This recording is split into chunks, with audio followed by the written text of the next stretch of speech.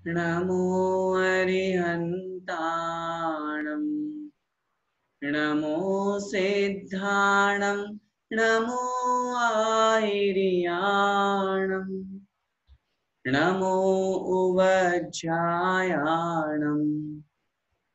नमो लोये सव्साहूणम्। पंच परमेष्ठी भगवान की जय। द्वादशांग जिनवाणी माता की जय।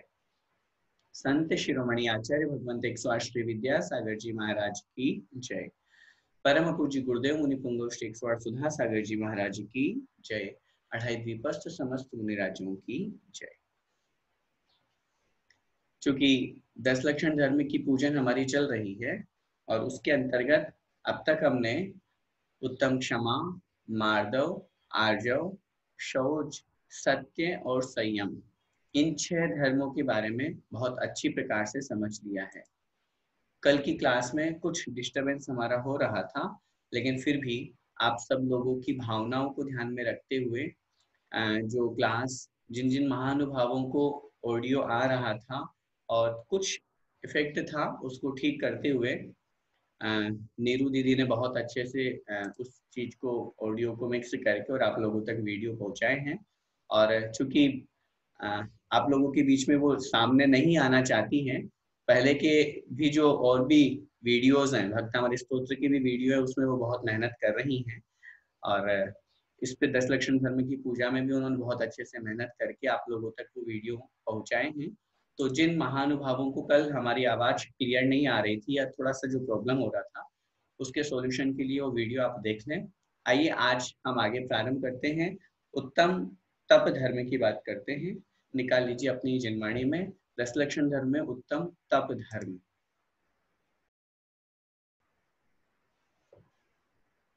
तप चाहे सुर राय, कर्म शिखर को वज है, द्वादश विधि सुखदाय, क्यों न करे निज सकति सम। 7वें नंबर में जो धर्म आता है उसका नाम है उत्तम तप धर्म। तप किसे कहते हैं, यहाँ पर बहुत स्पष्ट रूप से उसकी परिभाषा नीचे की लाइंस में भी देंगे। अभी हमको ये समझना है, अपनी इच्छाओं के निरोध करने का नाम, अपनी इच्छाओं को कंट्रोल करने का नाम तप है। आचार्यों ने शास्त्रों में लिखा है इच्छा निरोधस तप है, अर्थात अपनी इच्छाओं को रोकना, अपनी इच्छाओं को कंट्रोल करना, इसका नाम है तप। इसीलिए उस तप धर्म की हम बात कर रहे हैं। देखिए अर्थ, तप चाहे सुरराय। तप मतलब तप को, चाहे मतलब चाहते हैं। कौन चाहते हैं? सुरराय, देवताओं का भी जो राजा है। सुर माने देव, देवों के जो राजा है कौन? इंद्रगण, है ना। इंद्र भी तप को चाहते हैं। क्या मतलब हुआ? मतलब ये हुआ, क्योंकि कल की क्लास में हमने देखा था संयम में स्पष्ट रूप से लिखा हुआ था, संयम का पालन कौन कर सकता है? सिर्फ और सिर्फ मनुष्य। क्योंकि देवगति में जो इंद्रगण है, देवतागण है, नारकी जीव है, तिर्यंच है, ये संयम तप का पालन नहीं कर सकते। देवों के पास ज्ञान होता है, द्वादशांग के ज्ञाता देवगण हो सकते हैं, लोकांतिक देव है, सर्वार सिद्धि के देव हैं, वो सब जानते हैं कि आत्मा का कल्याण कैसे होगा। लेकिन वो ये बात भी जानते हैं कि जब तक हम देव पर्याय में हैं, हमारी आत्मा का कल्याण नहीं हो सकता। बिना तप किए आज तक किसी भी जीव ने मोक्ष प्राप्त नहीं किया। और वो तप चाहते हैं, तप करना चाहते हैं, लेकिन नहीं कर पाते हैं। इसलिए वो चाहते हैं मैं शीघ्रता से मनुष्य पर्याय को प्राप्त हूं, वहां से मुनि बनूं, तपस्या करूं और मोक्ष जाऊं। इसलिए जहां पर अन्य जो पाठ वगैरह मिलते हैं उसमें कथानक लिखा हुआ मिलता है कि नर काया को सुरपति तर से सुदुर्लभ प्राणी। ये जो मनुष्य पर्याय है ये इतनी दुर्लभ है कि इस मनुष्य काया को प्राप्त करने के लिए, मनुष्य बनने के लिए सुरपति तर से देवतागण भी तरसते हैं। इसी बात को हमें यहाँ पर ग्रहण करना है। तप चाहे सुरराय, अर्थात जो देवतागण हैं, जो इंद्रगण हैं, वे तप चाहे, तप करना चाहते हैं। क्यों करना चाहते हैं तप? क्योंकि यह तप कैसा है? कर्म शिखर को वज्र है। कर्म शिखर, कर्म रूपी शिखर, पर्वत का जो शिखर है, कर्म रूपी पर्वत के शिखर के लिए वज्र है, वज्र के समान है। जैसे पर्वत को नष्ट करने के लिए, पर्वत को तोड़ने के लिए हमें वज्र का सहारा लेना पड़ता है। बहुत भयंकर, बहुत भारी कोई पहाड़ है, उसको नष्ट करने के लिए क्या करना पड़ेगा? वज्र। वज्र जो होता है, उससे बड़ा सा बड़ा पत्थर, बड़ा सा बड़ा कोई भी वस्तु जो बहुत हार्ड है, वो भी टूट जाती है। तो कर्म रूपी शिखर को, पर्वत को तोड़ने के लिए ये तप वज्र के समान है। ऐसे ही हमारे आत्मा के साथ में जो अनादिकालीन कर्म लगे हुए हैं, उनको नष्ट करने के लिए ये जो तप है, ये उस वज्र के समान है। अगर हम तप करेंगे तो हमारे कर्मों की निर्जरा होगी। बहुत स्पष्ट समझिएगा, बिना तप किए आज तक कर्मों की निर्जरा न हुई है और न कभी होगी। आचार्य उमा स्वामी महाराज ने तत्वार्थ सूत्र जी के 9वें अध्याय में लिखा, तपसा निर्जराच्य। तप करने से कर्मों की निर्जरा होती है, जैसे संवर भी होता है, क्योंकि संवर सहित निर्जरा होगी तो हमारा काम बनेगा। कल जो हमने पढ़ा था ना, निर्जरा 2 प्रकार की, सविपाक और अविपाक। तो पहली तो सबकी हो रही है, प्रत्येक जीव की हो रही है। समय पे कर्म आए उदय में और फल देके झड़ गए, उससे हमारा कोई फायदा नहीं होने वाला। लेकिन जो कर्म अभी उदय में नहीं आने वाले हैं, बहुत समय बाद में आने वाले हैं, तपस्या के माध्यम से उनको पहले में ही उदय में ला करके और झड़ा देना, नष्ट कर देना, ये कहलाती है अविपाक निर्जरा। और ये आत्मा के लिए कल्याणकारी है। इसीलिए हमको यहाँ पर इस निर्जरा का सहारा लेना चाहिए। तो सुरपति, सुर जो यहाँ पर सुर काया अर्थात जो देवता गण हैं, सुरराय, ये भी इस तप को करना चाहते हैं, क्योंकि यह तप कर्म रूपी पर्वत के लिए वज्र के समान है। द्वादश विधि, कितने प्रकार का होता है ये तप? द्वादश विधि, द्वादश मतलब 12, विध माने प्रकार, द्वादश विध अर्थात 12 प्रकार का होता है। लिख लीजिए अपनी कॉपी में 12 प्रकार का कौन कौन सा। सबसे पहले तो ये लिखिए, तप के मुख्य रूप से 2 भेद होते हैं। तप मुख्य रूप से 2 प्रकार का होता है। सबसे पहला अंतरंग तप और दूसरा बहिरंग तप। अंतरंग तप और बहिरंग तप।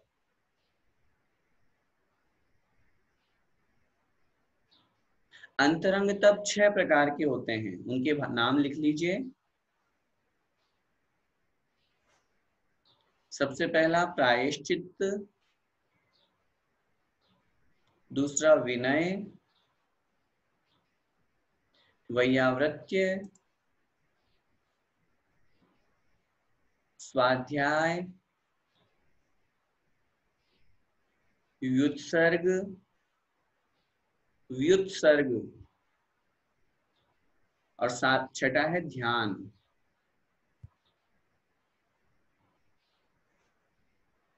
फिर से, प्रायश्चित्त, विनय, वैयावृत्य, स्वाध्याय, व्युत्सर्ग और ध्यान, ये 6 प्रकार के अंतरंग तप। 6 प्रकार के बहिरंग तपों के नाम लिखिए।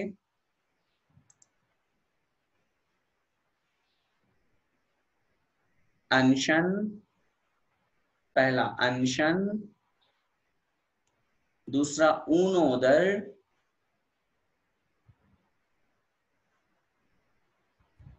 तीसरा वृत्ति परिसंख्यान, वृत्ति परिसंख्यान, फिर है रस परित्याग, रस परित्याग, फिर चौथा, चौथा हो गया, पांचवा विविक्त शय्यासन और काय क्लेश। ठीक है। फिर से देखिए बहिरंग तपों में अनशन, ऊनोदर, वृत्ति परिसंख्यान, रस परित्याग, विविक्त शय्यासन और काय क्लेश। ठीक है। ये 6 प्रकार के बहिरंग तप कहलाते हैं। इसीलिए यहाँ पर कथन किया है 12 विध, 12 प्रकार के जो ये बहिरंग तप हैं, ये कैसे हैं? सुखदाय, सुख देने वाले हैं। अच्छा, तप करने से सुख होता है कि दुख? अरे बड़ा कष्ट होता है। अगर हम अनशन करेंगे, अनशन का मतलब होता है उपवास, अगर हम उपवास करेंगे, भूख लगेगी तो बड़ा कष्ट होगा हमें। कितने आकुल व्याकुल परिणाम होते हैं जिस दिन हम हमारा उपवास होता है, जिस दिन एकाशन होता है, उनोदर हम करते हैं, होता है ना। हम खड़े हो गए मुनि महाराज ध्यान अवस्था में 2 घंटे, 5 घंटे, 15 घंटे, एक दिन पूरा हो गया, 24 घंटे निकल गए, उनको कितना कष्ट होता होगा। तप करने में कष्ट होता है ना, तप करने में कष्ट तो होता है, लेकिन उस कष्ट को सहन किया जाता है।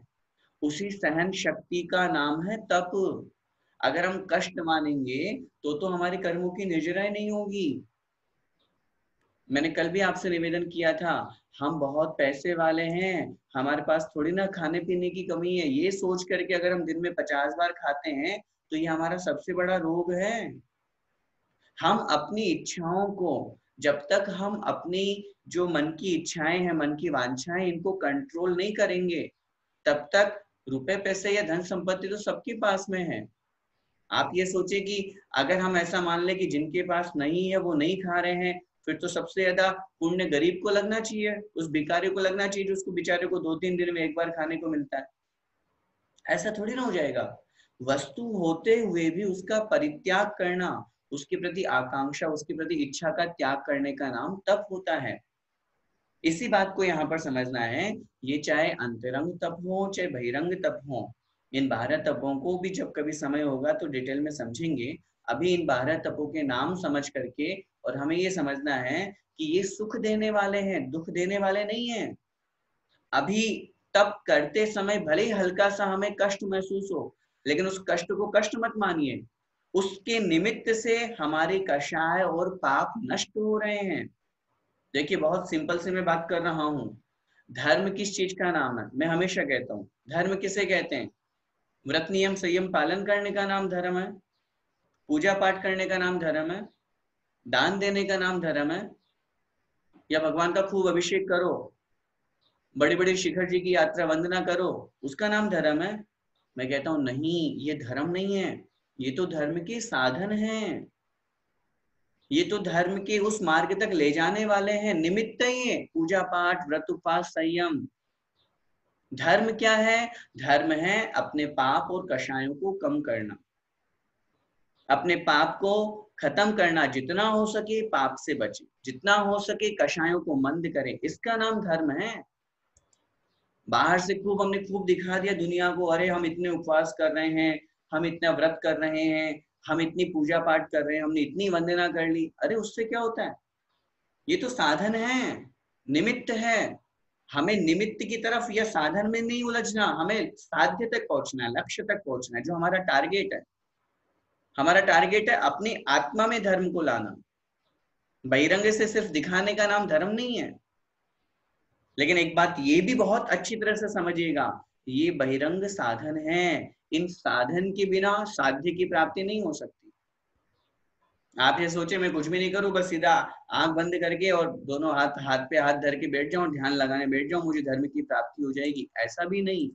ये धर्म के साधन हैं, साधन भी करने पड़ेंगे हमको, साधन भी हमको करने हैं, बहुत जरूरी है। बिना साधन किए साध्य की प्राप्ति नहीं हो सकती, लेकिन साधन में नहीं उलझना। देखिए दोनों बातें बहुत अच्छी तरह से समझिएगा।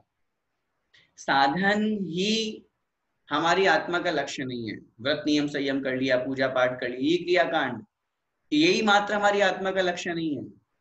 हमें इनके निमित्त से, इसके सहारे से आत्मा के परिणामों को बहुत अच्छा बनाना है। अपनी आत्मा के जो परिणाम है, जो पाप और कषाय रूप है, उनको खत्म करके, उनको कम करके अपने परिणामों को उज्जवल और निर्मल बनाना है, इसका नाम धर्म है। लेकिन ये आत्मा के परिणाम उज्जवल और निर्मल होंगे भी इसी की सहायता से। बिना साधन के आत्मा के परिणाम निर्मल भी नहीं बनेंगे। आप ये सोचें कि आत्मा के परिणाम अच्छे अपने आप ही बन जाए, बिना व्रत नियम का पालन किए, बिना पूजा पाठ किए, बिना तीर्थ वंदना किए, नहीं बनेंगे, कभी नहीं बनेंगे। श्रावक के जो कर्तव्य हैं, मुनि महाराज के जो कर्तव्य हैं, उन कर्तव्यों का पालन करने पर ही हमारी आत्मा के परिणामों में चेंज आएगा। हम बोले नहीं साहब हमें रुपए पैसों से कोई लोभ लालच नहीं है, और कहें कि आप दान कीजिए, नहीं हम दान भी नहीं करते, तो फिर अपने पास में इकट्ठा क्यों करके रखें? जब हमारे पास में से कोई वस्तु निकलेगी तभी तो उस वस्तु के प्रति हमारा ममत्व छूटेगा, तभी तो राग कम होगा। और हम कहें नहीं नहीं हमें राग बिल्कुल नहीं है, बस हम तो रखें, ये झूठी कहानी है, फालतू की बातें हैं। हम बोले अरे नहीं हम तो बहुत व्रत नियम संयम का पालन हमसे नहीं होता है, हमें तो अपनी आत्मा को कष्ट नहीं देना। बिना कष्ट दिए आज तक कोई भी महान नहीं बना। बहुत सिंपल सी बात है, एक सूत्र अपने जीवन में हमेशा ध्यान रखिएगा, जो मेहनत करता है वही महान बनता है। जो मेहनत करता है, महान शब्द मेहनत से बना, महान शब्द से बना, मह से, जो मेहनत करता है वही महान बनता है। बिना मेहनत किए आज तक कोई महान नहीं बना। इसलिए ये जो तप है ये 12 प्रकार के हैं, सुखदाय, सुख देने वाले हैं। आगे क्या कह रहे हैं? क्यों न करे निज सकति सम, क्यों न करे, क्यों नहीं करते हो? निज सकति सम, निज मतलब अपनी, सकति मतलब शक्ति के, सम मतलब अनुसार। क्यों न करे, क्यों नहीं करते हो? निज सकति सम, अपनी शक्ति के अनुसार। अरे हे भव्य जीव, हे प्राणी, तुम इन तपों को अपनी शक्ति के अनुसार क्यों नहीं करते हो? करना चाहिए। जब हमारे अंदर शक्ति है, हम मनुष्य पर्याय को प्राप्त हो गए हैं, तो हमें अपनी शक्ति अनुसार इन तपों को करना चाहिए। हमारी शक्ति है कि हम तेला कर सकते हैं, तेला मतलब 3 दिन का उपवास, और हम बोले नहीं नहीं हमारी शक्ति नहीं है साहब, हमसे नहीं होते, देखो खाने पीने त्याग करने की बात हमसे मत किया करो। क्यों? जब आप तेला करेंगे, 3 दिन आप उपवास में रहेंगे, तो जितना समय आपका भोजन में निकलता था, आज हम जैनियों के घरों की हालत क्या है? माताओं बहनों से विशेष रूप से निवेदन, क्या हालत है? सुबह से लेकर के शाम तक हमारा पूरा दिन किचन में निकल जाता है। विशेष रूप से हम जैन को खाने के लिए हम बहुत, हाँ क्या बोले, चटोरे हैं। हाँ, हर चीजें नई नई डिश हमको बनाना है, खाने पीने, परिवार के सब लोग बहुत अच्छे से चाहते हैं कि हाँ हमें इसकी ये इच्छा पूरी करनी है, उसकी ये इच्छा पूरी करनी है। और अगर उस दिन हमारा उपवास हुआ तो क्या होगा? कितना समय हमारा बचेगा भोजन बनाने में, भोजन खुद के ग्रहण करने में। मैं मानता हूँ हाँ, हो सकता है आपके मन में आए कि भैया जी उपवास तो हमारे पूरे परिवार का थोड़ी ना, उनके लिए तो बनाना ही पड़ेगा, बनाना पड़ेगा। लेकिन फिर भी देखो, अब ये भी जहां पर अर्धांगिनी की बात आती है, पति पत्नी की बात आती है, तो मैं एक बात हमेशा कहता हूँ, अगर पत्नी का उपवास है तो पतिदेव को विचार करना चाहिए कि वो क्यों भोजन ग्रहण करे। इतना तो देखो, सहधर्मिता किसको कहते हैं? एक दूसरे का साथ निभाना इसी को तो कहते हैं। होना चाहिए, परिवार के सब लोगों का उस दिन उपवास होना चाहिए। अब ठीक है, छोटे बच्चे हैं या नहीं कर पा रहे हैं बाहर की, वो एक उदाहरण की बात बता रहा हूँ। अपने परिवार के लेकर के हम सब चीजें करते हैं, लेकिन उनके साथ में मिलकर के हम वहां पर ये मन में विचार करें कि साथ में मिलकर के और करते हुए यदि हम इस व्रत नियम संयम का पालन करेंगे तो कंट्रोल, अपनी शक्ति जितनी है उतनी शक्ति का हमें अवश्य पालन करना चाहिए। इससे हमारे अंदर सेल्फ कॉन्फिडेंस आएगा कि हाँ मैं ये कर सकता हूँ, अपना आत्मविश्वास जागृत होगा, अपनी इच्छाओं के ऊपर कंट्रोल होगा। आचार्यों ने शास्त्रों में लिखा, उपवास व्रत नियम करने से 3 फायदे होते हैं। व्रत उपवास करने से 3 फायदे होते हैं। सबसे पहला फायदा उन्होंने वहां पर कथन किया, जितना समय हमारा घर गृहस्थी में भोजन खाने पीने बनाने में निकल रहा था, वो समय हमारा बच गया, उस समय का हम सदुपयोग करें, उस समय का सदुपयोग करें। ऐसा नहीं कि हाँ ठीक है कोई बात नहीं, आज हमें उपवास करना है, भोजन ग्रहण नहीं करना, चलो टीवी चालू कर लिए, मोबाइल में लग गए, चैटिंग में लग गए, बातें कर रहे हैं, खूब सारी मूवीज देख रहे हैं। उस समय का सदुपयोग करें। जो 2 घंटे हमारे इस चीज में वेस्ट हो जाते थे, आज हम उन 2 घंटे बड़ी आराम से स्वाध्याय करेंगे। डेली 1 घंटे पूजन करने को मिलता था, आज 3 घंटे पूजन करेंगे, बढ़िया विधान करेंगे। उस समय का सदुपयोग शुभोपयोग में करें। दूसरा सबसे बड़ा फायदा उन्होंने बताया, कर्मों की निर्जरा होती है। ऐसा नहीं समझिएगा कि ये व्यर्थ ऐसे ही है। असंख्यात गुणी कर्मों की निर्जरा लिखी है आचार्यों ने शास्त्रों में।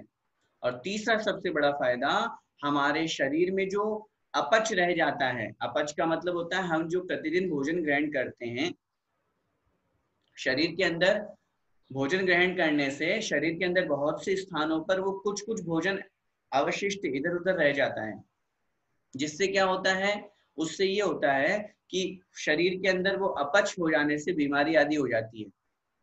हैदराबाद में जब ये रिसर्च किया गया तो उन्होंने वहां पर बताया कि अगर कोई 7 दिन में एक उपवास करता है, 7 दिन में अगर कोई एक उपवास करता है तो उसको जीवन में कभी कैंसर होने का खतरा नहीं होगा। और हमारे आचार्य महाराज तो अनादिकाल पहले से कह गए, अष्टमी चौदस का उपवास करो, नहीं हो सकता तो एकाशन करो, वो भी नहीं हो सकता तो 2 बार का कंट्रोल करो, कुछ तो करो। आचार्य भगवंत ज्ञान सागर जी महाराज दादा गुरु, वो अपने मानव धर्म नाम की उनकी पुस्तक है, उसमें उन्होंने स्पष्ट रूप से लिखा, उन्होंने वहां पर लिखा कि ये व्रत उपवास करने से ये 3 फायदे होते हैं। इसलिए हमको क्या करना चाहिए, हम भी देखते हैं, अपन प्रैक्टिकल भी देखा जाता है कि जब कभी हमारा उपवास होता है, उस दिन हमारे शरीर के जितने भी इधर उधर जो बचे हुए थे, जो अपच थे, जो पच नहीं पाए थे, वो अवशिष्ट बल द्वार के द्वारा निकल जाते। तो ये शरीर भी हमारा बहुत अच्छा बना रहता है, ये भी मेंटेन होता है। तो ये भी एक बहुत अच्छा फायदा है। इसलिए अपनी शक्ति के अनुसार हमें इन तपों को करना चाहिए। आइए आगे देखें। उत्तम तप सब माही बखाना, करम शैल को वज्र समाना। वस्यो अनादि गोद मझारा, भूविकल त्रय पशुतन धारा। धारा मनुष्य तन महादुर्लभ, सुकुल आयु निरोगता। श्री जैन वाणी तत्व ज्ञानी, भई विषय पयोगिता। अति महादुर्लभ त्याग विषय, कषाय जो तप आदरे। नर भव अनुपम कनक घर पर, मणिमयी कलशाधरे। अर्थ देखिए, उत्तम तप सब माही बखाना। उत्तम तप जो है वह सब माही, सब जीवों में, बखाना मतलब कहा गया है। वैसे एक अपेक्षा से यहाँ अर्थ ये भी लगाया जाता है, उत्तम तप जो है वो सब शास्त्रों में, सब धर्मों में, बखाना मतलब कहा गया है। सबसे यहाँ तात्पर्य सभी शास्त्र और सभी धर्म लगाइए। उत्तम तप सब माही, सब में, माही का मतलब था में, सब में मतलब सब धर्मों में, सब शास्त्रों में, बखाना मतलब कहा गया है। क्यों कहा गया है, क्यों वर्णन किया इसका, कैसा है ये, इसलिए उसका उत्तर दे रहे हैं। कर्म शैल को वज्र समाना। ये कैसा है, कर्म रूपी पर्वत के लिए, शैल माने पर्वत, कर्म रूपी पर्वत के लिए, को मतलब के लिए, वज्र समाना, वज्र के समान है। कर्म रूपी पर्वत के लिए ये वज्र के समान है। ठीक है ना। अभी अपन ने ऊपर समझा था कि जैसे पर्वत बहुत कठोर है, उसको नष्ट करने के लिए वज्र की आवश्यकता होती है, तो ऐसे ही अनादिकालीन हमारे कर्म जुड़े हुए हैं, उनको नष्ट करने के लिए तप की आवश्यकता होती है। अब अपनी हिस्ट्री देखना अपन को, हम कहाँ थे पहले, अपना भूतकाल कहाँ कहाँ थे और वहां हमने क्या किया, और आज जो हमें मनुष्य पर्याय मिली ये कितनी दुर्लभ, महादुर्लभ, अति महादुर्लभ। देखिए, वस्यो अनादि निगोद मझारा। वस्यो मतलब रहा, वस्यो मतलब रहा, अनादि, अनादि काल से, कहा, निगोद मझारा अर्थात निगोद में। अपनी स्थिति देखिए, हम पहले कहाँ थे, अनादि काल से हम निगोद में थे। उस निगोद में रहते हुए बहुत दुख उठाए। क्या लिखा पंडित दौलत राम जी ने, एक श्वास में 8-10 बार जन्म्यो मर्यो भर्यो दुख भार। एक श्वास जितना समय होता है, इसका कैलकुलेशन जब किया गया तो पता चला 1 सेकंड का 24वां हिस्सा। सोचिए, 1 सेकंड के 24वें हिस्से में 18 बार जन्म और 18 बार मरण हुआ। जीने मरने की फुर्सत नहीं है, इतना कष्ट हो रहा है उस निगोद पर्याय में। फिर वहां से जैसे तैसे निकले, कोई पुण्य का उदय आया, फिर कह रहे हैं भू। भू से तात्पर्य पृथ्वी, और आदि अर्थ हमें अपने आप भाव में लगाना पड़ेगा। भू मतलब पृथ्वी का एक आदि। ठीक है। फिर क्या बने, विकलत्रय। विकलत्रय का मतलब होता है 2 इंद्रिय, 3 इंद्रिय और 4 इंद्रिय। इन 3 प्रकार के जीवों को विकलत्रय कहते हैं। 2 इंद्रिय, 3 इंद्रिय और 4 इंद्रिय। फिर कह रहे हैं पशु तन धारा। पशु मतलब तिर्यंच के शरीर को धारण किया। निगोद से जैसे तैसे करके निकले किसी पुण्योदय से, और भू मतलब पृथ्वी का एक आदि स्थावर बन गए। फिर वहां से जैसे तैसे करके निकले तो 2 इंद्रिय, 3 इंद्रिय, 4 इंद्रिय में जन्म लिए। फिर वहां से और निकले तो पशु बन गए, पशु पंचेंद्रिय बन गए। इस तरह पशुओं की तन धारा, शरीर को धारण किया। आचार्यों ने शास्त्रों में बहुत अच्छी तरह से लिखा है, अनादिकाल से संसार में हम लोग परिभ्रमण कर रहे हैं, और इतनी बार हम मक्खी, मच्छर, टिड्डा, भोरा, ये गाय, भेल, पशु, हाथी, घोड़ा, क्या क्या नहीं बने हम।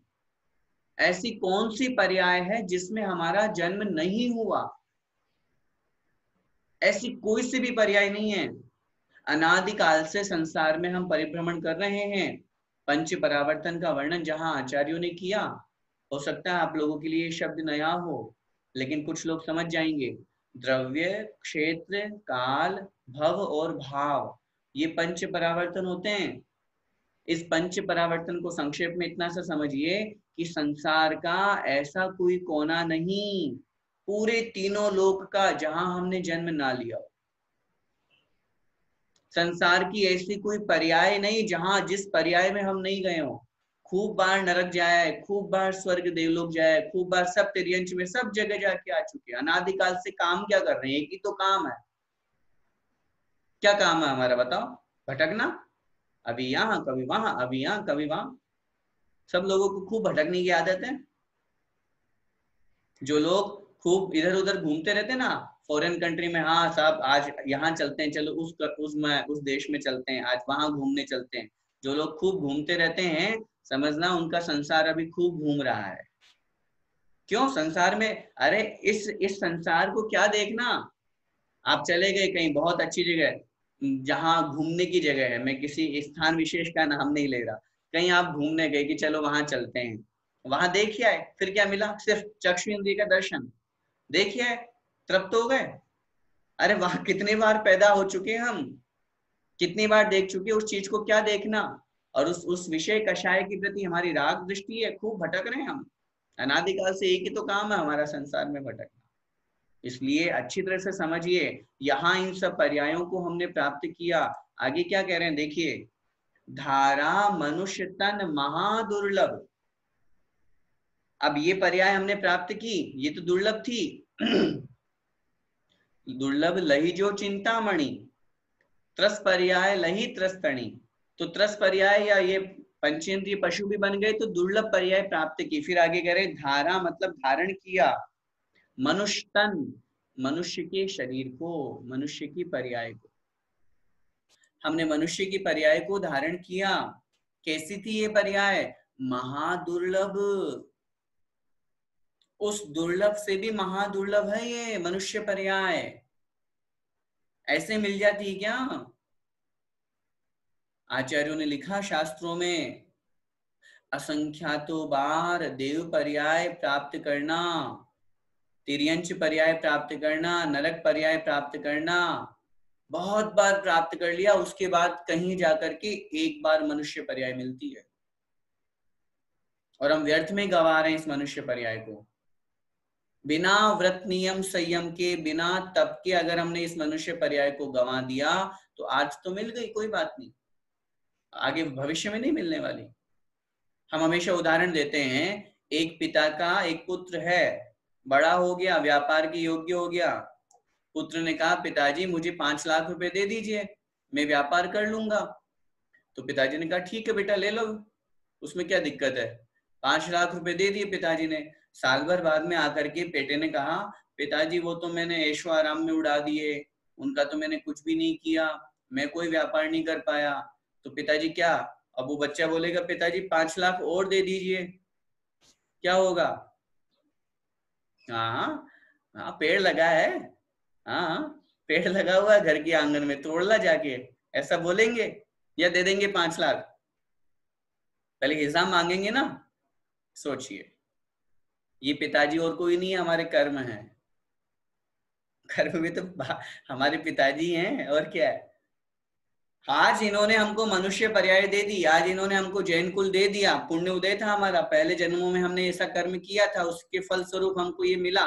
लेकिन उसके बावजूद भी अगर हम इसका उपयोग नहीं कर रहे, हम व्यर्थ में विषय कषायों में खूब बहा रहे हैं मनुष्य पर्याय को, जैन कुल में पैदा होकर के अजैनियों जैसा आचरण कर रहे हैं, खूब उल्टा सीधा खा पी रहे हैं, सत्य व्यसन का सेवन कर रहे हैं, ड्रिंक कर रहे हैं, खूब घूम रहे हैं, खूब होटल जा रहे हैं, खूब अभक्ष्य सेवन कर रहे हैं, और जिंदगी 2 दिन की मिली है, ऐशो आराम के लिए मिली, इस तरह की धारणा बना करके सोचिए वापस मनुष्य पर्याय नहीं मिलेगी। हाँ मेहनत कीजिए। बच्चा बोलेगा पिताजी मैंने मेहनत की थी व्यापार में, लेकिन मेरा बेड लक था, नुकसान लग गया, 5 लाख की जगह 3 लाख रह गए। पिताजी को हिसाब दिखाएगा साल भर का, पिताजी मेहनत तो मैंने बहुत की थी, मैंने ऐसे इसमें व्यापार में भी खूब पैसा लगाया था, लेकिन नहीं लगा। पिताजी के मन में क्या आएगा, हाँ बेटे ने मेहनत तो की है, कोई बात नहीं, 3 लाख बचे, 2 लाख का नुकसान हो गया, लेकिन मेहनत तो की है। उस मेहनत के प्रति स्वरूप पिताजी उसको पैसे देंगे और समझाएंगे आगे। ऐसे ही हम मेहनत तो करें मनुष्य पर्याय को प्राप्त करने के लिए वापस दोबारा, लेकिन आज मिल गई, अब अरे अगला जन्म किसने देखा यार, कहाँ होगा, कहीं नहीं होगा, अपन तो खूब खाओ पियो मस्त रहो मजे करो। ये तो सब ऐसे ही कहते रहते हैं, धर्म की शास्त्रों की बातें तो सब ऐसी ही है। जो लोग इस तरह की धारणा रखते हैं, उस नवयुवा पीढ़ी से भी मैं कहना चाहूंगा, आज ये कर्म है जो हमें इस स्थिति में ला करके खड़े किए हैं। कर्म सिद्धांत के ऊपर हमें विश्वास करना चाहिए, बिना कर्म के हमारे जीवन का एक पल भी नहीं निकलता है। अगर कर्म नहीं होते पिछले जन्म के या पिछले भवों के, अगर कुछ ना कुछ पुण्य पाप हमारे साथ में नहीं जुड़ा होता, तो फिर आज हमारे साथ में कुछ अच्छा या कुछ बुरा क्यों होता है। कोई काला कोई गोरा क्यों हुआ, कोई गरीब कोई अमीर क्यों होता है। सामान्य रूप से पूरे 450 लोग क्लास में बैठे हुए हैं, फिर किसी का माइंड बहुत अच्छा है, उसको एक ही बार में समझ में आ जाता है, किसी के 100 में से 100 आते हैं, किसी के 100 में से 50 आते हैं। ऐसा क्यों होता है, हमारे कर्म का क्षयोक्षम भिन्न भिन्न है, याद करने की शक्ति अलग अलग है, हमारा खुद का पुण्य और पाप हमारे साथ में जुड़ा हुआ है। पैदा होने वाले 100 लोग एक साथ पैदा होते हैं, लेकिन सबका क्षयोक्षम अलग अलग है, सबकी क्रियाएं अलग अलग है, सबका भाग्य अलग अलग है, सबके कर्म अलग अलग है। इसका मतलब पिछले भवों का कोई ना कोई संबंध हमारी आत्मा के साथ में जुड़ा हुआ है।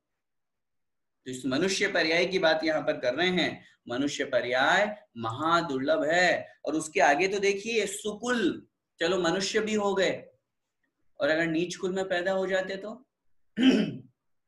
भंगी चमार रेगर इस तरह के शेड्यूल कास्ट में पैदा हो जाते तो क्या होता। कौन धर्म सिखाने वाला था, कौन तत्व का ज्ञान कराने वाला था। लेकिन सुकुल, अच्छा कुल मिला। फिर आगे कह रहे हैं आव निरोगता, आव मतलब आयु, आव का मतलब था आयु, अच्छी आयु मिली आज हमें। अरे अगर हम पैदा होते और गर्भ में मर जाते तो, पैदा होते 2-4 साल के होते और फिर मरण को प्राप्त हो जाते तो क्या होता हमारे साथ में। आज अच्छी आयु हमें प्राप्त हो रही है, आगे शब्द का कितना अच्छा प्रयोग करें, निरोगता, निरोगी शरीर हमें मिला है। कितने लोग ऐसे होते हैं जो विकलांग पैदा होते हैं, कितने लोग ऐसे होते हैं जिनको जन्म से ही बीमारियां होती हैं, कितने लोग ऐसे होते हैं जिनके जन्म से ही शरीर का कोई अंग प्रत्यंग टूटा फूटा हुआ है। हम कितने सौभाग्यशाली हैं।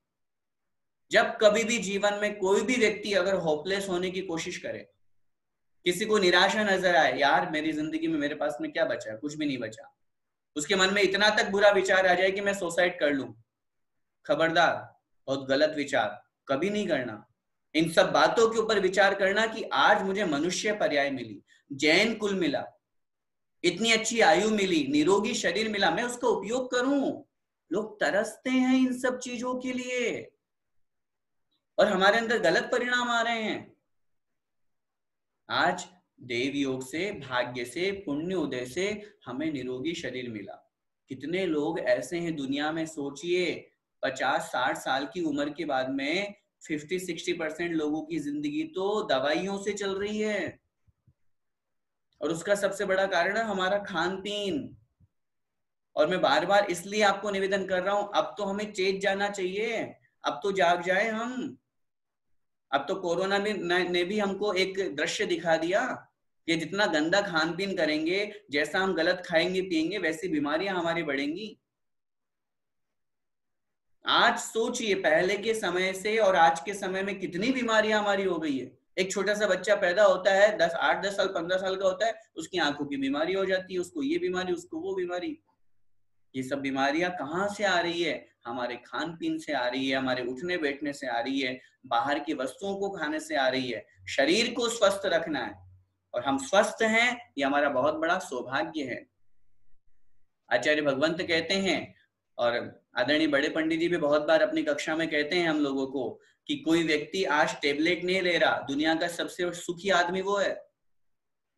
वो प्रतिमा ले सकता है, वो व्रतों का पालन कर सकता है। जिन लोगों की टेबलेट चल रही है, एलोपैथी जो यूज कर रहे हैं, वो कहां से प्रतिमा ले पाएंगे, कहां से व्रतों का पालन कर पाएंगे?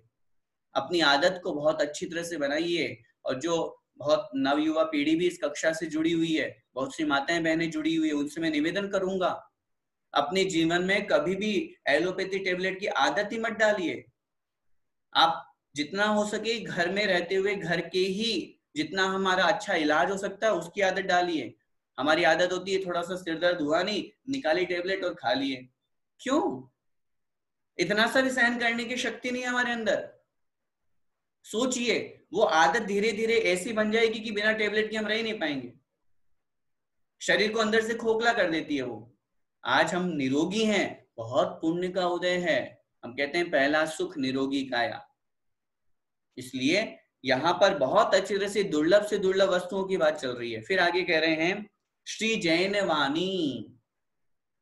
श्री जिनवाणी हमें सुनने को मिल रही है। सोचिए कितना बड़ा सुख मिल रहा है हमको कि हमें जिनेंद्र भगवान की जो वाणी है वो सुनने का सुअवसर प्राप्त हो रहा है। आज से अगर हम 200 साल पहले पैदा हो जाते, चारित चक्रवर्ती शांति सागर जी महाराज जी के जीवन से भी पहले 1920 में उन्होंने मुनि दीक्षा धारण की थी। सोचिए 150-200 साल पहले पैदा हो जाते, मुनि के दर्शन दुर्लभ थे। मुश्किल से पूरे भारतवर्ष में 5 से 10 मुनि महाराज होंगे, पूरे भारतवर्ष में। आज से 150-200 साल पुराने की बात बता रहा हूं मैं, इतिहास उठा करके देखिए कौन विद्वान थे, कौन जिनवाणी सुनाने वाले थे। भले ही आज हम पंचम काल में पैदा हुए, उस बात का हमको कोई फिक्र नहीं है, कोई दुख नहीं है, हो गया ठीक है, जन्म तो हुआ हमारा, लेकिन इस बात का सौभाग्य मानिए कि आचार्य भगवंत के काल में हम पैदा हुए। जो शास्त्रों में एक मुनि की चर्या लिखी है, जो आचार्य का एक स्वरूप लिखा है, वो हमें साक्षात दिखाई दे रहा है। आज से 50 साल बाद पैदा हो जाते, पता नहीं कौन सी मुनि महाराज उस समय होते, क्या उस समय चर्या होगी नहीं होगी, कैसा होगा। हम कितने सौभाग्यशाली है कि अपनी सगी आंखों से हम आचार्य जी के दर्शन कर पा रहे हैं, उनकी चर्या को देख पा रहे हैं, उनको आहार दे पा रहे हैं, उनकी वैयावृत्ति कर पा रहे हैं, उनको सुन पा रहे हैं। और उनकी बदौलत जिनवाणी का स्वाध्याय हम लोगों के बीच में मिल रहा है। आज इस लॉकडाउन के पीरियड में भी ठीक है, निमित्त कहीं ना कहीं से कोई ना कोई बनता है। एक किसी काम के होने में किसी एक व्यक्ति का हाथ नहीं होता, सब लोगों से मिलकर के और फिर कार्य का एक साध्य बनता है, काम सफल होता है। आज इस लॉकडाउन के पीरियड में हमने ये क्लास अपने स्वाध्याय की प्रारंभ की, हम जिनवाणी का अर्थ समझ रहे हैं, जिनवाणी सुनने का हमें मौका मिल रहा है। कितना बड़ा सौभाग्य है हमारा। नहीं तो दुनिया में कितने सारे लोग हैं, क्लास तो सबके लिए है ना, पर्टिकुलर किसी एक व्यक्ति विशेष के लिए तो नहीं है, ये तो पूरी जैन समाज के लिए है। और अजैन व्यक्ति भी जैनेतर भी सुनना चाहे तो सुने, लेकिन कितने से लोग जुड़े हैं? क्यों? हम सौभाग्यशाली हैं। जब भी पढ़ें, जब भी जिनवाणी पढ़ें, अपने आप को सौभाग्यशाली समझें और उन आचार्यों को धन्यवाद करें जिन्होंने वो जिनवाणी लिखी, जिनवाणी का लेखन किया। श्री जैन वाणी। फिर आगे करें तत्व ज्ञानी। जिनवाणी पढ़ने वाले भी बहुत है दुनिया में, लेकिन तत्व का ज्ञान करने वाले और दुर्लभ है। ये दुर्लभ से दुर्लभ चलता जा रहा है काम। समझ में आ रही है ना बात? सबसे पहले निगोद, उसमें तो क्या दुर्लभ था, फिर वहां से दुर्लभ आगे बढ़े, एक इंद्रिय बने, दो इंद्रिय बने, तीन इंद्रिय, फिर पंचेंद्रिय, तिर्यंच पर्याय प्राप्त की, फिर उससे भी दुर्लभ मनुष्य पर्याय, मनुष्य पर्याय में भी उसमें भी दुर्लभ क्या आया, अच्छा कुल मिलना, उससे भी दुर्लभ आया अच्छी आयु मिलना, उससे भी दुर्लभ हुआ निरोगी बनना, उससे भी दुर्लभ हुआ जिनवाणी का सुनना। जिनवाणी को सुनने वाले तो बहुत हैं, लेकिन जिनवाणी को अपने जीवन में उतारने वाले तत्वज्ञानी बहुत कम। तत्व का ज्ञान होना, तत्व ज्ञानी का तात्पर्य है, तत्व मतलब जिनवाणी का ज्ञान होना। जिनवाणी सुन ली, बहुत सुन ली, खूब प्रवचन सुन लिए, खूब अच्छा अच्छा बोल लिए, लेकिन तत्व का ज्ञान ये बहुत दुर्लभ है। और भई विषय प्रयोगिता, भई मतलब होना, भई मतलब होना, विषय प्रयोगिता, विषय प्रयोगिता का मतलब होता है जिनवाणी के विषय में उपयोग लगाना। भई विषय प्रयोगिता, जिनवाणी के विषय में उपयोग लगाना, ये और दुर्लभ है। आगे क्या कह रहे हैं, अति महादुर्लभ, उससे भी ज्यादा महादुर्लभ क्या है, त्याग विषय कषाय। त्याग मतलब त्याग करके, किसका त्याग करके, विषय कषाय, पंचेंद्रिय विषय कषायों का, पंचेंद्रिय विषय कषायों का त्याग करना उससे भी अति महादुर्लभ है। नहीं तो पंचेंद्रिय विषयों में सब फंसे हुए हैं हम, कहाँ छोड़ पा रहे हैं घर, कहाँ छोड़ पा रहे हैं हम कपड़े, कहाँ छोड़ पा रहे हैं हम परिग्रह, सब लगे हुए हैं संसार में। कितने लोग हैं जो मुनि बनते हैं, कितने हैं जो मुनि बनने के बाद में भी मुनिचर्या का पालन कर पाते हैं बहुत अच्छे से आगम के अनुसार, नहीं तो वो भी उलझ जाते हैं। आज बहुत से साधु ऐसे देखने को हमें मिलते हैं जो मुनि तो बन गए लेकिन वो भी विषय कषाय में आकंठ डूबे हुए हैं, शीतलाचारी हैं, रुपया पैसा रखते हैं, मोबाइल रखते हैं, पंखा कूलर एसी का उपयोग करते हैं। ये बहुत महादुर्लभ है पंचेंद्रिय विषयों का त्याग करना। अगर हमें दीक्षा हो रही है, अगर हमें दीक्षा मिल रही है, अगर हमें व्रत नियम का पालन करने का अवसर मिल रहा है, तो समझिएगा अतिशय पुण्य का उदय है, बहुत उत्कृष्ट पुण्य का उदय है। उसी को आचार्य श्री की पिच्छी मिलती है, उसी को आचार्य श्री का आशीर्वाद मिलता है, और उसके लिए बहुत तैयारी करना है, विषय कषायों का त्याग करना। आगे क्या कह रहे हैं, जो तप आदरे, उनका विषय कषायों का त्याग करके, जो मतलब जो मनुष्य, जो जीव तप आदरे, तप का आदर करता है। आदर करने का तात्पर्य क्या है, तप को ग्रहण करता है, तप का पालन करता है। वो कैसा है, देखो कितना अच्छा उदाहरण दे रहे हैं, नरभव अनुपम, नर भाव मतलब मनुष्य रूपी भाव, नरभव मतलब मनुष्य रूपी भाव पर, अनुपम कनक घर पर, उसका मनुष्य रूपी घर कैसा है, भाव पर्याय, मनुष्य रूपी जो पर्याय है, अनुपम अर्थात अनुपम है, उपमा से रहित है, कनक घर पर, सोने के घर पर, जैसे मनुष्य पर्याय उसको प्राप्त हुई, जैसे एक बहुत अच्छा अनुपम सुंदर घर बना हुआ है। घर किसका बना हुआ है, बोलिए, आपका घर नहीं पूछ रहे हैं हम, अपना घर तो ईट मिट्टी इनके सबका मिलकर के बना हुआ है। मनुष्य रूपी पर्याय एक अनुपम कनक घर पर अर्थात सोने का घर है, और उसके ऊपर मणिमयी कलशा धरे। जो व्यक्ति तप का आदर करता है, तप का आचरण करता है, वो उस सोने के घर पर मणिमयी मतलब मणियों से युक्त कलश को धारण करता है। मतलब जैसे उस हम घर के ऊपर एक कलश लगाते हैं, एक ध्वजा लगाते हैं, तो सोने का घर है और उसके ऊपर शोभा तो किसकी होगी, मणियों की होगी, मणियों से भरे हुए कलश की होगी। सोने के ऊपर अगर आप चांदी और पीतल लगाओगे तो लोग मूर्ख ही कहेंगे, उसके ऊपर मणि सुशोभित होती है। ऐसे ही मनुष्य रूपी पर्याय क्या है, सोने का घर है, और तप क्या है, मणिमयी कलश, मणियों से युक्त कलश है। इसलिए ऐसे तप का हमें अपने शक्ति के अनुसार अवश्य पालन करना चाहिए, जितनी हमारी शक्ति है उस अनुसार हमें तप को जरूर पालना चाहिए। आइए आगे बढ़ते हैं। दान चार प्रकार, चार संघ को दीजिए, धन बिजली उनहार, नर भव लाहो लीजिए। दान चार प्रकार, सरल है। दान कितने प्रकार का कहा गया है? चार प्रकार का। प्रकार मतलब प्रकार, टाइप्स। कौन कौन सा? लिख लीजिए। औषधि दान, शास्त्र दान, शास्त्र दान के ब्रैकेट में ज्ञान दान लिख लीजिए, आहार दान और अभय दान। ये चार प्रकार का दान है, ठीक है। दान चार प्रकार, चार प्रकार का जो दान कहा गया है, चार संघ को दीजिए, चार संघ को हमें देना चाहिए। चार संघ कौन कौन से? चतुर्विध संघ, वो भी लिख लीजिए। मुनि, आरिका, श्रावक और श्राविका। मुनि, आरिका, श्रावक और श्राविका, ये चतुर्विध संघ कहलाते हैं। मुनि महाराज जानते ही हैं अपन, आरिका माता जी को जानते ही हैं। श्रावक में कौन आएंगे? श्रावक में शुल्लक जी, एलक जी महाराज, ठीक है। और श्राविका में शुल्लिका माता जी।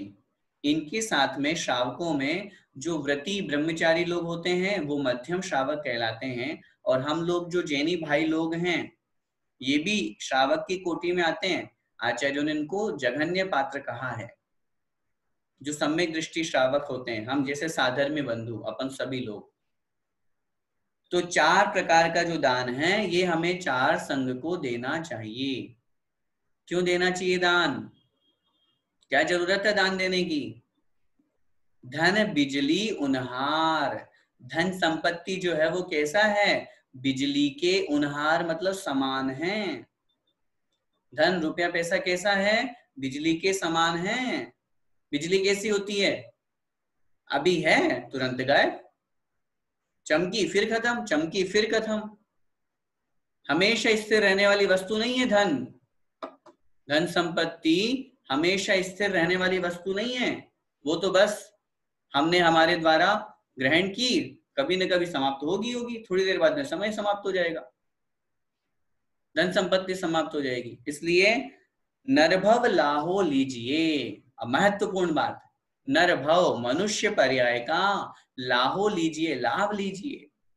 लाहो का मतलब लाभ। अगर मनुष्य पर्याय का लाभ प्राप्त करना है तो क्या कीजिए? दान कीजिए, त्याग धर्म को अपनाइए।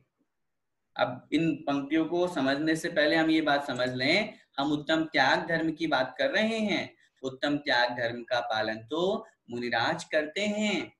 हम गृहस्थ लोग कैसे कर सकते हैं त्याग धर्म का पालन? दान दे करके। गृहस्थ में त्याग नहीं हो सकता। क्या कहा आपने? गृहस्थ में त्याग नहीं हो सकता। तो आप तो करो रात्रि भोजन छोड़ो, आलू प्याज का त्याग करो, ये त्याग तो है। ये त्याग संयम रूप है। ये त्याग उत्तम त्याग धर्म रूप में नहीं है। त्याग तो सिर्फ मुनिराज ही कर सकते हैं, क्योंकि यहाँ पे संपूर्ण के त्याग की बात चल रही है। हम गृहस्थी उत्तम त्याग धर्म का पालन करना चाहते हैं तो हम क्या करें? हम अपनी शक्ति के अनुसार दान करें। आहार दान, औषधि दान, अभय दान, ज्ञान दान, या जहां पर जिस वस्तु की आवश्यकता हो वो वस्तु उनको प्रदान करें। मंदिर में गुल्लक में भी दान करते हैं। जिन प्रतिमा हम बनवाते हैं, जिन मंदिर का निर्माण करवाते हैं, पाठशालाएं खुलवाते हैं, किसी पुस्तक का निर्माण कराते हैं, शिविर लगवाते हैं, ज्ञान का प्रचार प्रसार कराते हैं, ये सब दान की कोटि में आएगा। इससे नरभव लाभो लीजिए, मनुष्य पर्याय का लाभ हमें लेना चाहिए। आगे देखिए, उत्तम त्याग कयो जग सारा, औषध शास्त्र अभय आहारा, निश्चय राग द्वेष निर्वारे, ज्ञाता दोनों दान संहारे, दोनों संहारे कूप जल सम दरब घर में परिणया, निज हाथ दीजे साथ लीजे, खाया खोया बह गया, धनि साध शास्त्र अभय दिवैया, त्याग राग निरोध को, बिन दान श्रावक साधु दोनों, लहे नाही बोध को। अर्थ देखिए, उत्तम त्याग कयो जग सारा।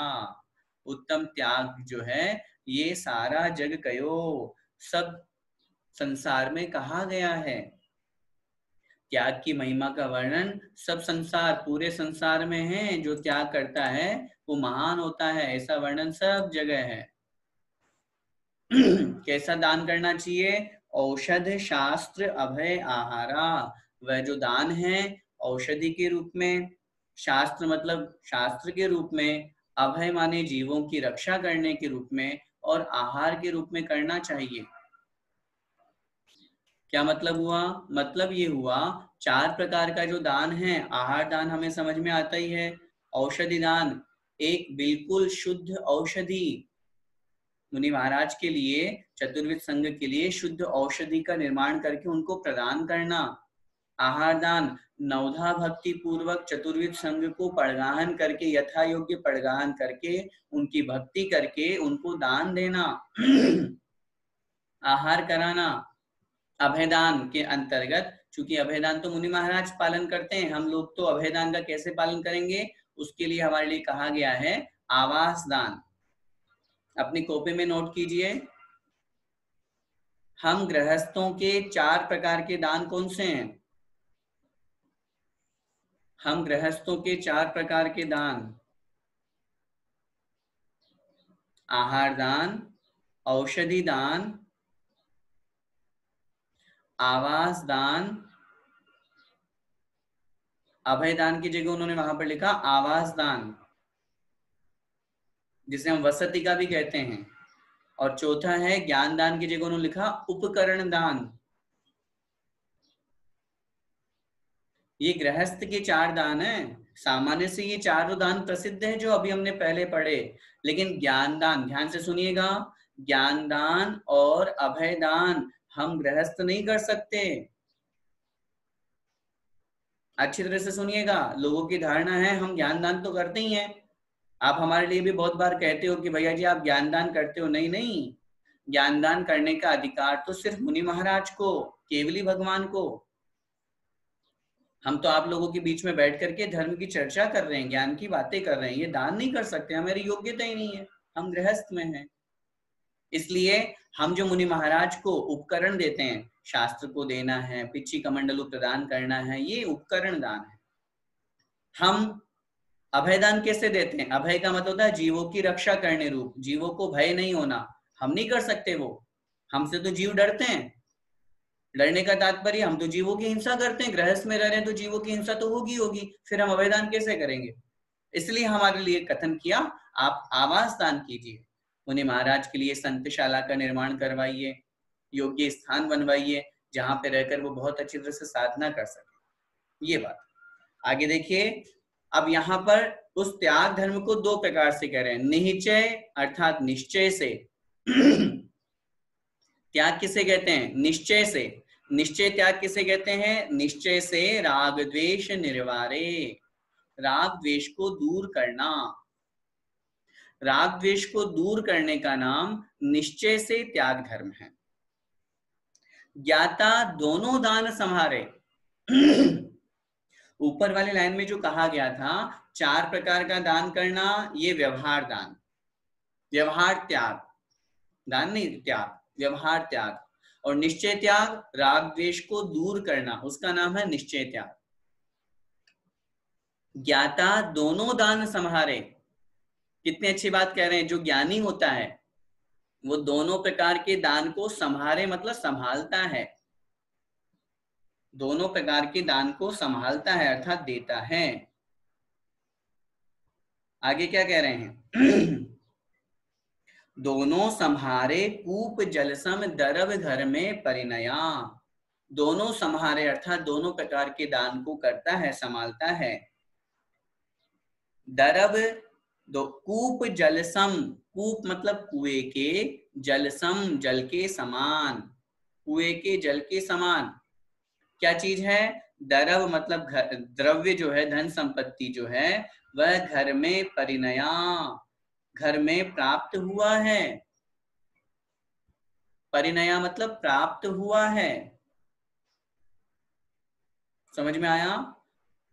धन मतलब धन संपत्ति, दरव, दरव का मतलब होता है द्रव्य, धन संपत्ति जो हमें प्राप्त हुई है, घर में जो प्राप्त हुई है वह किसके समान है? कूप जलसम, कुएं के जल के समान। क्या मतलब हुआ इसका? कुएं के जल की उपमा क्यों दी? क्योंकि जिस प्रकार आप लोगों ने कुआं देखा होगा, कुएं में पानी कहां से आता है? टैंकर डलवाते होंगे, हैं? या ऊपर बारिश का पानी आता होगा, उसको कलेक्ट करते होंगे, वो कुआं कहलाता है क्या? वो थोड़ी कुआं कहलाता है। कुएं में तो पानी अपने आप अंदर से जमीन में से रिस रिस के आता रहता है, लेकिन आप कितना भी पानी निकालते जाएं, निकालते जाएं, निकालते जाएं, कुआं कभी पानी से खाली नहीं होता। कुएं का उदाहरण इसलिए दिया है, अगर आप कुएं में से पानी निकालेंगे नहीं तो कुएं का पानी सड़ जाएगा, बेकार हो जाएगा, किसी काम का नहीं रहेगा। इसी तरह से हमारे घर में द्रव्य आता जा रहा है, धन संपत्ति आती जा रही है, और अगर हम उसको खर्च नहीं करेंगे, अगर हम उसको दान नहीं करेंगे तो घर में पड़ा पड़ा हमारा द्रव्य नष्ट हो जाएगा, समाप्त हो जाएगा। वही अगली पंक्ति में कह रहे हैं, निज हाथ दीजिए साथ लीजिए। दान का सबसे बड़ा जो फल है वो क्या है? निज हाथ दीजिए, अपने हाथ से दीजिए। अपन बोलते ना हाथों हाथ, हैंड टू हैंड फल मिल रहा है। निज हाथ दीजिए, अपने हाथ से उस दान को दीजिए, और साथ लीजिए, साथ में पुण्य को प्राप्त कर लीजिए। साथ लीजिए, साथ में पुण्य को प्राप्त कर लीजिए। अगर आप उस धन संपत्ति को अपने हाथों से दान करके जा रहे हैं तो अपना पुण्य खुद कमा करके जा रहे हैं। मैंने कल भी निवेदन किया था, कार्तिक अनुप्रेक्षा में आचार्य कार्तिकेय स्वामी महाराज ने लिखा है, जो पिता रिटायर्ड होने के बाद में भी 50-60 साल के बाद में भी अपने बच्चों के लिए खूब मेहनत कर रहा है, सुबह से लेकर के शाम तक खूब पैसा कमा कमा करके दे रहा है, इसका मतलब बच्चों को बहुत अच्छा फ्री फंड का नौकर मिल गया, जिसको न तनख्वाह देनी पड़ती न कुछ खिलाना पिलाना पड़ता। पिता तो वो तो करना ही पड़ेगा ना, लेकिन काम इतना हो रहा है उसके माध्यम से।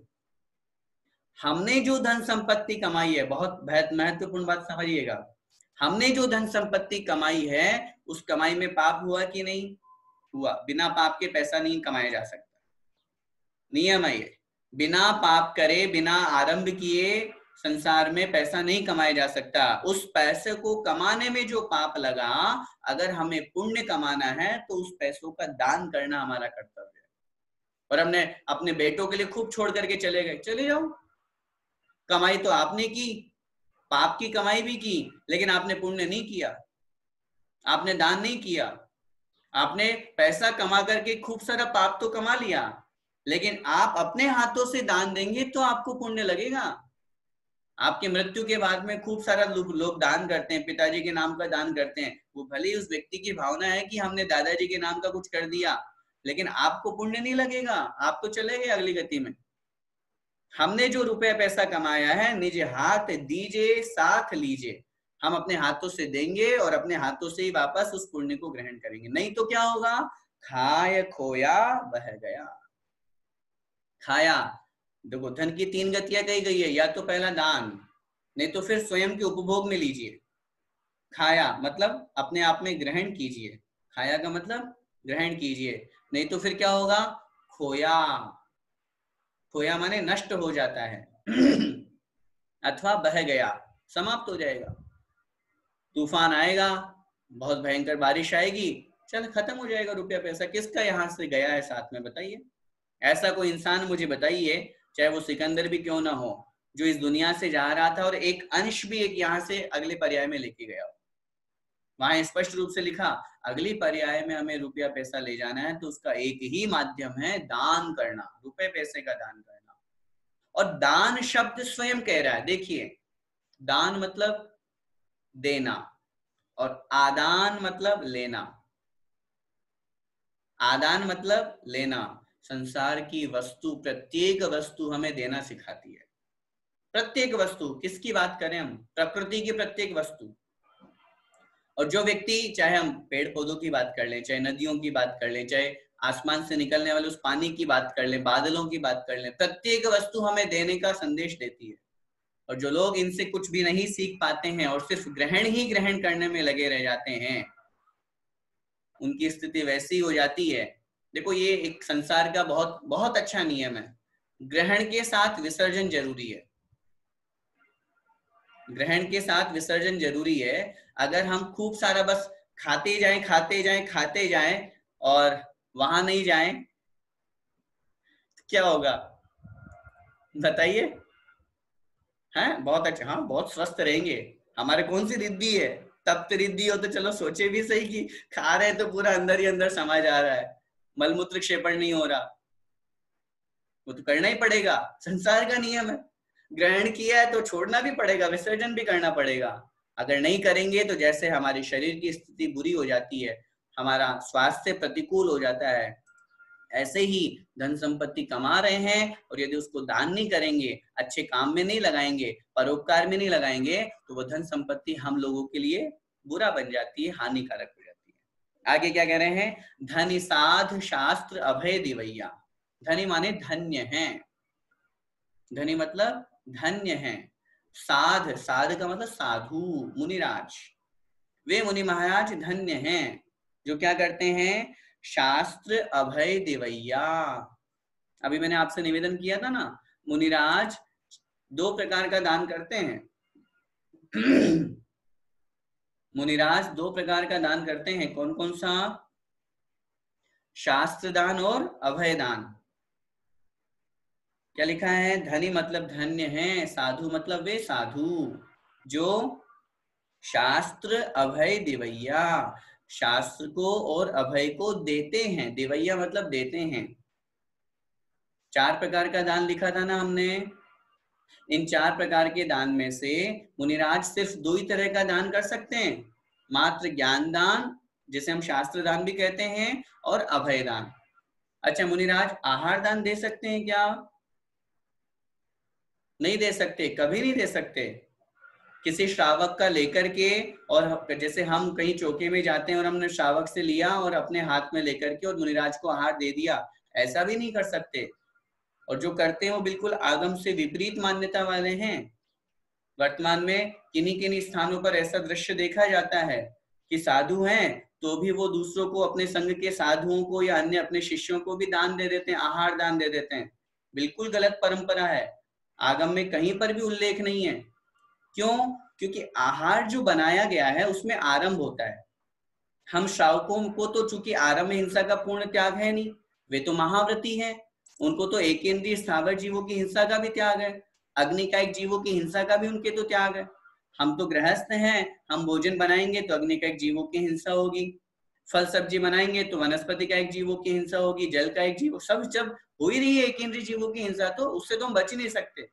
लेकिन जो साधु होते हैं, मुनिराज जो होते हैं, वो तो महाव्रती होते हैं, वे तो संपूर्ण हिंसा के त्यागी होते हैं। इसलिए उनके लिए शास्त्रों में पूर्ण रूप से स्पष्ट निषेध किया है। सिर्फ 2 ही दान की बात की, सिर्फ ज्ञान दान और अभय दान। तो आज यहाँ पर क्या कह रहे हैं? वे साधु महाराज धन्य हैं जो अभय दान और ज्ञान दान करते हैं, देते हैं। और त्याग राग विरोध को, त्याग मतलब त्याग करते हैं। किसका त्याग करते हैं? राग का। और विरोध, विरोध मतलब द्वेष का, राग का और द्वेष का।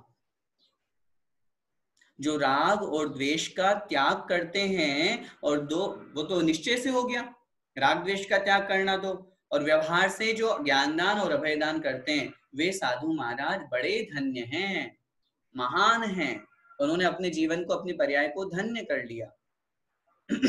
इसीलिए साधु महाराज किसी से राग द्वेष नहीं करते। आप उनके दर्शन करने जाओ तो आपसे तो खूब हंस हंस के बातें कर लेंगे, और किसी को बाहर से निकाल देंगे, किसी से द्वेष करेंगे, किसी के ऊपर गुस्सा करेंगे नहीं, बिल्कुल सामता भाव रखते हैं। आगे कह रहे हैं, बिन दान श्रावक साधु दोनों लहे नाही बोध को। बिन दान, बिना दान के, दान के बिना श्रावक और साधु दोनों बिना दान के श्रावक और साधु दोनों ना ही लहे बोध को। लहे मतलब प्राप्त करते हैं, ना ही मतलब नहीं प्राप्त कर पाते हैं। बोध को मतलब ज्ञान को, सम्यक ज्ञान को। बिना दान के, चाहे वो साधु हो चाहे श्रावक हो, दान करना उसका पहला कर्तव्य। अगर वो आदान कर रहा है तो दान उसका पहला कर्तव्य। मैंने अभी आपसे निवेदन किया ना, आदान मतलब ग्रहण करना, आदान मतलब ग्रहण करना। अगर कोई आदान कर रहा है तो उसको दान करना बहुत जरूरी है। नहीं तो फिर बहुत, चलो आपको सस्ती छूट, आप आदान करना बंद कर दीजिए, मैं दान के लिए मना कर दूंगा। आप आदान बंद कर दीजिए। आदान मतलब ग्रहण करना, भोजन ग्रहण करना, खाना पीना ग्रहण करना, रुपए पैसा ग्रहण करना, परिवार के साथ में बैठ करके सब कुछ वस्तुओं को ग्रहण करना। अगर ऐसा करेंगे तो फिर दान की आवश्यकता नहीं है, अगर बंद कर देंगे तो। लेकिन हम आदान कर रहे हैं तो आदान शब्द स्वयं कह रहा है कि हम ग्रहण कर रहे हैं तो हमें दान भी करना हमारा कर्तव्य है। और यहाँ तो बहुत स्पष्ट रूप से कह दिया कि भैया दोनों को, चाहे वो श्रावक हो चाहे साधु हो, उसको दान करना जरूरी है। बिना दान किए वह न साधु है न श्रावक है। साधु का क्या दान है? वो जीवों को रक्षा करते हैं, अभय दान देते हैं, वो लोगों को उपदेश देते हैं, ये उनका कर्तव्य है। हमारा क्या कर्तव्य है? हमारी धन संपत्ति जो है, उस धन संपत्ति को बहुत अच्छी तरह से विचार करके और अपने पूरे भविष्य को ध्यान में रखते हुए अपनी धन संपत्ति का, लिख लीजिए अपनी कॉपी में, शास्त्रों में जो लिखा हुआ है हमें कितना दान करना चाहिए, वहां उन्होंने लिखा उत्कृष्ट रूप से अगर हम दान करना चाहते हैं तो अपनी संपत्ति का 25% दान करना चाहिए। जितनी हमारी कमाई होती है उसका 25% हमें जरूर डोनेशन देना चाहिए। अगर इतना नहीं दे सकते तो मध्यम डोनेशन में बताया, मध्यम दान उन्होंने बताया 16%, 16%। और इतना भी कोई नहीं कर सकते तो जघन्य दान उन्होंने बताया 10%, 10%। जितनी हमारी कमाई होती है उसका कम से कम 10वां हिस्सा तो हमें जरूर दान में निकालना चाहिए। ये तो जघन्य है। इतना भी नहीं निकालते तो 2-5% तो निकालें, हम 2-5% तो निकालें। नीतिकारों ने तो ये भी कहा है, अपनी धन संपत्ति को बिना दान निकाले अगर हम उपयोग करते हैं, ध्यान से सुनिएगा, धन संपत्ति को भले आप कमा रहे हो, मैं मना नहीं कर रहा हूं, मैं पड़ोसी के कमाने की बात नहीं कर रहा हूं, मेहनत आपकी अपनी है, हमारी अपनी है, लेकिन उसके बावजूद भी ग्रहण करने की बात जहां की, उन्होंने कहा धन संपत्ति जितनी हम कमाते हैं बिना दान के अगर हम उसको उपयोग में ले रहे हैं तो हमें निर्माल्य का दोष लगेगा। बिल्कुल, कितना भी करो, कुछ भी करो, कुछ न, अपनी शक्ति अनुसार कुछ भी निकालो, लेकिन वो दान करना हमारा परम कर्तव्य है। दान के बिना हम श्रावक है ही नहीं। और इसीलिए आचार्य कुंद महाराज ने, आचार्य वीरसेन स्वामी महाराज ने श्रावक के कर्तव्यों में सबसे पहला कर्तव्य लिखा दान। आचार्य वीरसेन स्वामी महाराज धवलाकार, इतने बड़े महान आचार्य, वो कहते हैं दानम पूया मुखम सावय धम्मम न सावया तेणविना। दान और पूजा ये श्रावक के दो मुख्य कर्तव्य हैं। इसके बिना श्रावक श्रावक ही नहीं है। उन्होंने पूजा को भी बाद में लिया, पहले दान को लिया। दान करना हमारा परम कर्तव्य है। और दान कहाँ करना चाहिए, इस विषय में हमको बहुत अच्छी तरह से नॉलेज होनी चाहिए। सबसे पहले तो हम उत्तम जो पात्र हैं, या यूं कहें कि जो सुपात्र कहे गए, उत्तम मध्यम जघन्य, उनको हमें दान देना चाहिए।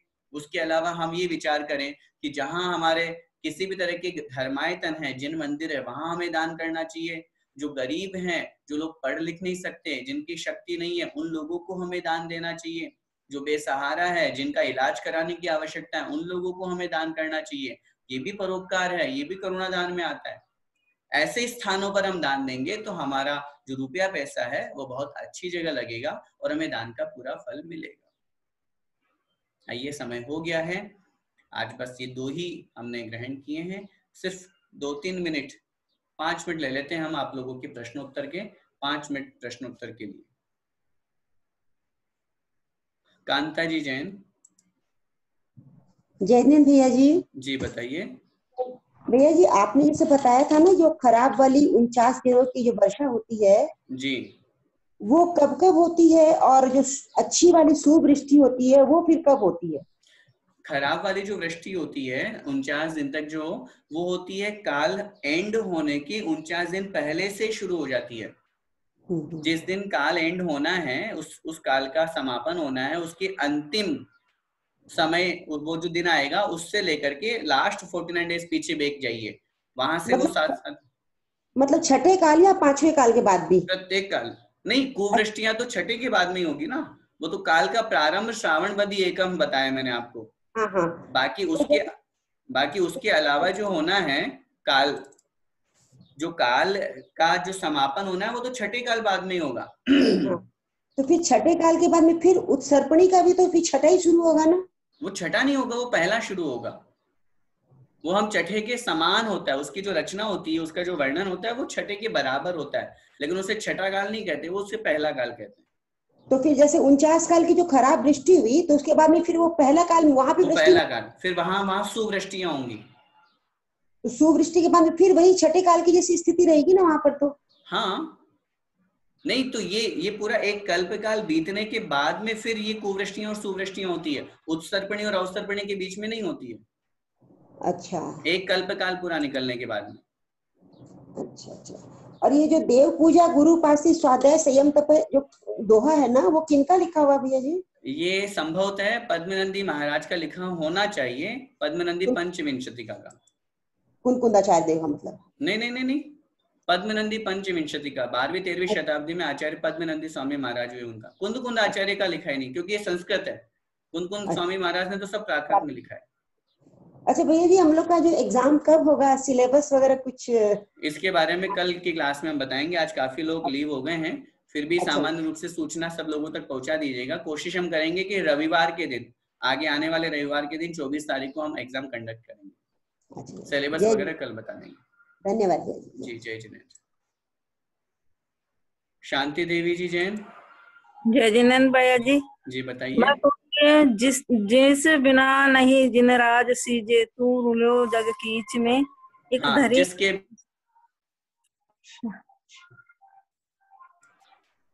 हेलो, हाँ, जिसके बिना जिनेन्द्र भगवान भी सिद्ध नहीं हो सके, सफल नहीं हो सके, तू रुलियो जग कीच में, तू कहाँ रुल रहा है, भटक रहा है जग रूपी कीचड़ में, संसार रूपी कीचड़ में।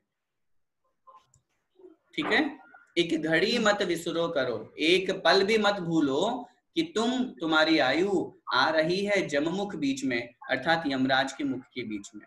यमराज तुम्हें कब मार डालेगा, कब तुम्हारा एंड हो जाएगा, ये हमें कभी नहीं भूलना चाहिए। ठीक है भाई जी जय जिनेन्द्र। सरोज जी जैन। सरोज सेठी। मनीष से। चलो मनीष से पता नहीं वो किससे बात कर रही हैं। नीना जी जैन। जय जिनेन्द्र भैया जी। जी बताइए। भैया जी, इसका अर्थ क्या हुआ? कीजियो शिव खेत, ध्यानत कीजियो शिव खेत, भूमि समर्पतु हो। ध्यानत राय जी कह रहे हैं कीजो शिव खेत, अर्थात कर दीजिए शिव खेत, मोक्ष रूपी क्षेत्र, खेत का तात्पर्य क्षेत्र स्थान, भूमि समर्पित हो, ये जो अर्घ में समर्पित कर रहा हूँ, चढ़ा रहा हूँ, उसके निमित्त से मोक्ष रूपी भूमि समर्पित होती है, अर्थात मोक्ष रूपी भूमि की प्राप्ति होती है। उसको चढ़ाने से मोक्ष रूपी भूमि की प्राप्ति होती है। समर्पित का वहां अर्थ प्राप्त होना लगाना है, मतलब अर्घ चढ़ाने से हमें उस व्यक्ति को, उस जीव को मोक्ष रूपी भूमि समर्पित की जाती है, सामने से समर्पित होती है। हाँ समर्पित, वो देखो ये तो कथन मात्र है, भगवान तो समर्पित करेंगे नहीं, लेकिन भावार्थ में हमको ये लगाना है कि अर्घ चढ़ाने से मोक्ष खेत। भूमि से अपने हृदय का मतलब नहीं है कि हमारा हृदय भूमि का अर्थ हृदय तो हमने कभी पढ़ा नहीं कि हम हृदय समर्पित करते हैं, इसमें मोक्ष रूपी वो कुछ हो जाए। देखो जहाँ जो अर्थ लिखा है फिर हम वही लगा पा रहे हैं, क्योंकि अगर भूमि का अर्थ कहीं हृदय होता तो हम विचार कर लेते, लेकिन भूमि का अर्थ हृदय कहीं पढ़ने में आया नहीं। हृदय रूपी भूमि कहाँ से लगाए, हृदय कहाँ से निकालें?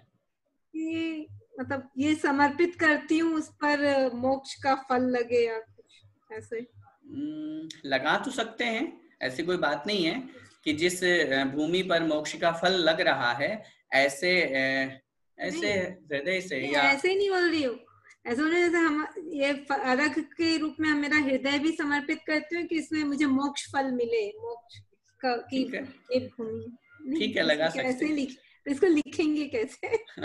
देखो शास्त्रों में या पूजा की जो पंक्तियां हैं उसमें सेम टू सेम वर्ड्स नहीं निकल पाते हैं, उनसे हमें भावार्थ निकालना होता है। तो हाँ, वही तो चीज अपन को जो आपने समझा उस अनुसार लिख लीजिए, कोई दिक्कत नहीं विशेष। ठीक है, ये जी मुझे जी तो क्योंकि ये ज्यादा अच्छा समझ में आ रहा था। हाँ ठीक है, मान लीजिए जहाँ आगम के अनुसार कोई दोष ना आए, कोई दिक्कत नहीं आए, वो अर्थ हमें ग्रहण करने में कोई आपत्ति नहीं है। ठीक है, जी जय जय जिनेंद्र। जिनेंद्र। अंतिम प्रश्न शेफाली जी जैन, उनका अनम्यूट नहीं हो रहा है। अच्छा हो गया क्या, बताइए। जय भैया जी। जी बताइए। आपने जो करने के 3 प्लीज एक बार आपकी आवाज ब्रेक हो रही है।